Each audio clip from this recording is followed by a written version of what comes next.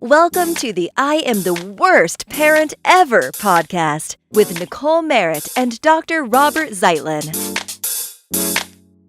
Hey, Nicole. Hey, Robert. How are you? I'm good. How are you? I'm doing well, thank you. I've been dealing with this thing. Can I tell you about it? Of course. It's sort of this challenge that I keep running into parents and especially teens, but even younger kids working with. And it's sort of this, it's basically the communication problem, but it's more than that, because when they're not able to get a thought across to each other, like everything breaks down, like they can't move forward. It's like, it's almost like you can't start the car, or the car doesn't get out of the driveway. Have you ever had problems like sort of communicating like that? I think in my home, because my kids are younger, it's on a different level, but I know that even in my marriage, it gets like that when anybody, whether it's, your child or you or your spouse, feeling like you're not heard, whether it's that you can't get your voice out without being interrupted, or the person just immediately wants to, solve your problem for you or tell you what you should be doing differently. It can feel like you said, like you just get stopped in your track and there's nowhere to go. You're stuck. Why does that happen? Are you ever in that position where you're like solving the problem real quick? Yeah, I think it's natural as parents, loving parents and doting parents, that you want to solve, your kids' problems. But I know that all the books and the experts, and maybe you, would tell me that my kids need to solve their own problems and that I need to guide them. See, you didn't even need me to tell you that. Right? I can just, I'll give myself some therapy. It's a struggle, though. It's hard. It's like a involuntary reaction that just happens.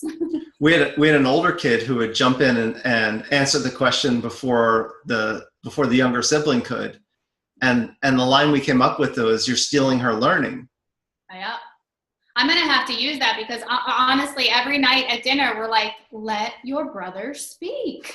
Like, let him talk. But that's such a great way to think about it. Like, you've got to have the wheels turning, and every time you chime in, the wheels stop, and thinking about it like that. Yeah, I don't know. Yeah, I think we getting interrupted doesn't work, right? But how do we stop that? Like, half the time when people are talking and listening, they're really just waiting for the other person to finish so they can say what they have to say. So it's not really listening. But this interrupting thing really just doesn't work. So full disclosure, I suffer from the bad habit of interrupting, mainly my husband. A lot of times my children too, but mainly my husband. And I also suffer from thinking about what I want to say to, combat whatever it is that he is saying. And he tells me all the time, he's like, "I know you're not even listening to what I'm saying right now. And you're thinking about how you're going to respond." He totally calls me out on it, and he's right. But honestly, I feel like I am a bad, arguer, a bad conversationalist at times, because I struggle sometimes with phrasing appropriately what I'm trying to say, whereas I feel like he's very good at that. He could win the argument that the sky is black, not blue, just because he would defend his point so well. So for us, those like me that struggle, I guess, that kind of feeds into why we try to interrupt and overthink what we're going to say and kind of tune out when we should be listening. Sure, that'd be really hard if you felt like you're always sort of, they're already kind of like, I'm doing what you're doing, right? Having trouble finding the words and leaving yourself vulnerable to be interrupted or overruled, and like he's got major firepower coming. And it's like I could see where you would want to interrupt and like sort of shorten the game. Right, but like you said, the exact thing that I complain about, that I complain about, with us in our marriage when we have conversations, I do to my kids. Like, my daughter's constantly saying, starting and I'm like, "Oh, and then this, and she didn't even finish. Right? Why am I doing that?" So, I there's definitely like some hypocrisy going on. You broke up a little hypocrisy is what you said? Yes. Yeah. Yeah, we do that, don't we? We get it from one direction and then we sort of serve it up the next direction, sort of like hazing. But I think it's really hard when you're finding yourself in your position. Like, what do you tell yourself? What do you do when you catch yourself and you see it reflected in your daughter's eyes? Like, oh, I did it again. I try to take a step back and apologize. A lot of times I'll say, sorry, mommy was just, I had an idea what you were going to say and I got excited about it. I try to be authentic about it. Most of the time it is that I'm just like kind of an excitable, aggressive, person. So it just happens impulsively. But I definitely try to, encourage her then to expand on what I had already kind of taken away from her. You joked in another conversation, I think, with another one of your kids that sometimes it'll be like a 45-minute explanation for like a 2-minute thing. I think you got a little frozen.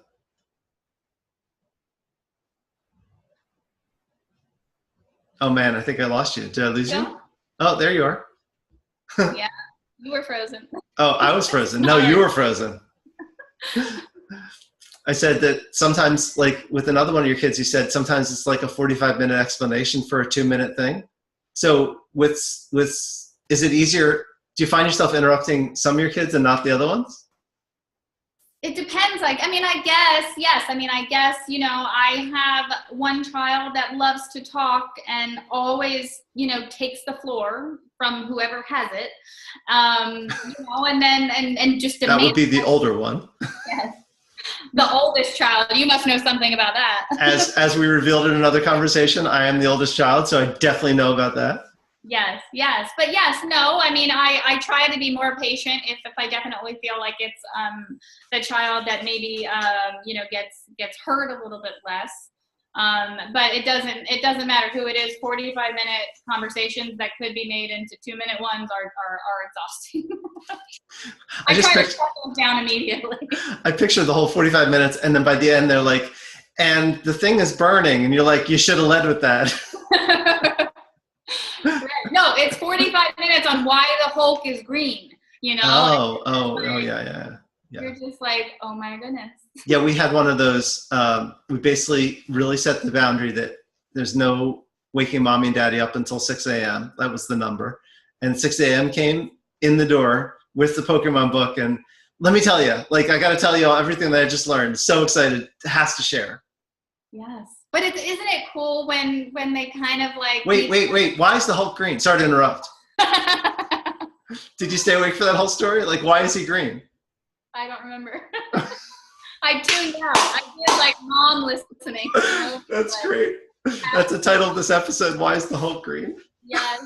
Nicole doesn't know. But isn't it amazing when they do burst in with something they're so excited about? Oh man, it's the best. Yes. So you got to balance, you got those moments where like, oh my God, finish your story, to balancing it with how awesome is it that you pulled that out of that book you were reading and that you're excited to tell me about it and you've made this connection, Also, our son then grew up and majored in communication, believe it or not, and he would find ways. We knew to shut down the conversation about this Pokemon or that Pokemon, so he would find ways to ask, get into the conversation. So he'd be like, guess what?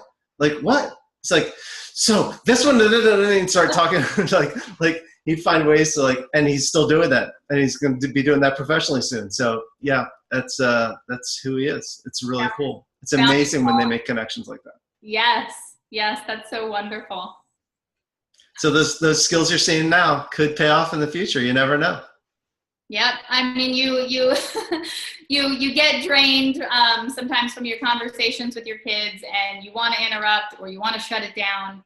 But the more that we can listen, like you said, whether it's to our children, to our husbands, to our spouses, the more that person is going to feel loved and heard and be willing to kind of put their authentic self out there to you and to the world. But I think that's a lot to ask sometimes. If you're the parent that's doing if you're the stay-at-home mom or stay-at-home dad, and there's a lot, I know at the end of a long day where I'm not the stay-at-home mom or the dad, my kids are grown now, but if I'm like back to back to back listening to people or running meetings or having sessions, by the time I get home, that muscle's kind of tired. It's like, it's not easy to listen anymore. What do you do in those cases? Well, see, I think we have the opposite. For me, it's not that I'm tired of listening, but my husband gets home and I want to talk his ear off about, I just want to talk to an adult, and he's had a long day of work of talking to adults, and he's like, I just want to Netflix and chill, and so it's hard. We try to, I think, do a good balance of each other, but we know when the other kind of needs to like tune out. And it's a balancing game. I remember your meme, I got 99 problems and you hear about all of them. Yeah. Yeah. But it's a balancing game. I think sometimes, I'm curious to hear how couples do that. Like, I know how we've done that, and you just described how you and Josh do that, but it's like, how do you sort of give the other person what they need even when you're like exhausted? I feel like parenting is a great lesson for that, because we end up giving our kids a little more than we have at the moment sometimes. Right. And I mean, I think you give what you get what you give. Like sometimes I'll notice that I'll kind of monopolize the floor. And then when he goes to talk to me about the work stuff, I kind of like tune out. I'm back on my computer, half listening, looking over. But when I fully, engage and am present, I think that he's more willing to kind of do that with me. And we just have to make sure, that you're mimicking the behavior that you want to see, the listening behavior that you want to see. Right. And when you do that and you're learning that trick, do you feel like that then translates when you're dealing with the 45-minute story about the Hulk or not interrupting your daughter? I mean, you would hope that it would. I mean, I think that it's... So that's a no. All honesty, it depends on the day, like what else happened and where we're at with things and who's driving me crazy and who's not. But my goal is always, to do better at that. Right. That's great. Yeah.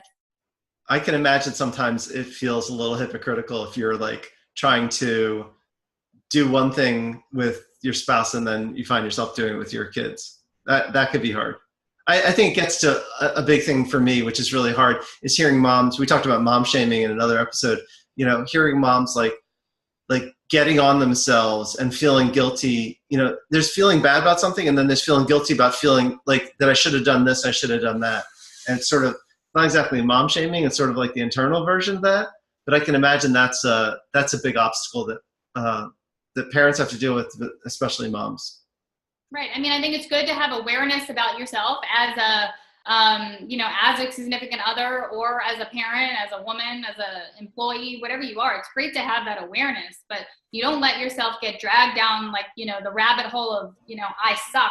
You don't let that happen. I think you have to, it's good to recognize where you're making mistakes and coming up with ideas to hopefully help you improve and trying to implement them. But we talk all the time, accept your imperfections, accept that you're going to make mistakes and just learn from them and move on. Right. And it helps to have some kind of like some kind of thing that you do that grounds you, that makes it like, that reminds you that things are real and reminds you that you have reason to be confident. And there are opposite forces than the things that are pulling you down into that hole, telling you suck. Right. Like there's good things to do every day that are either self-care or some kind of like regular routine that can be really helpful. Right. Totally agree with you. Definitely important. Great. Well, it's great talking to you, Nicole. You as well. Okay. Talk to you soon. Thank you for listening to the I Am the Worst Parent Ever podcast. Don't forget to subscribe so you won't miss an episode.